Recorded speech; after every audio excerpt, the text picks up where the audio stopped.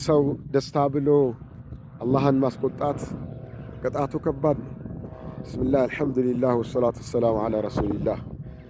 አንዳንድ ሰዎች ሰውን ለማስደሰት ብሎ ነፍስያቸውን ለማስደሰት ብሎ ሸሪዓውን ይጥሳሉ፣ አላህን ያስቆጣሉ፣ አኺራቸውን ያበላሻሉ።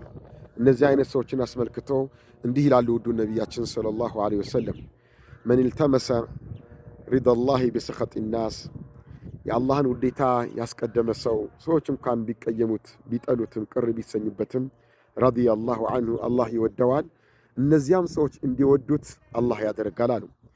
ወመን ኢልተመሰ ሪደ ናሲ ቢሰኸጢላህ፣ ሰዎች እንዲወዱት ሰዎች እንዲያደንቁት ፍለጋ አላህን ያስቆጣ ሰው ሰኺጠ አላሁ ዐለይህ፣ አላህ ይቆጣዋል።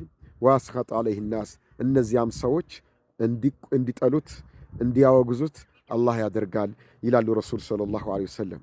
ስለዚህ ውድ ወንድሞች እህቶች፣ ለሰዎች ደስታ ብለን ለነፍስያ ደስታ ብለን ለጊዜያዊ ደስታ ብለን ቋሚ የአኺራ ህይወታችንን ማበላሸት የለብንም። ትልቅ ማነስ ነውና አላህ ከፍ ሲያደርገን እኛ ዝቅ አንበልላቸዋለሁ። ጀዛኩሙላሁ ኸይረን ወሽክራ።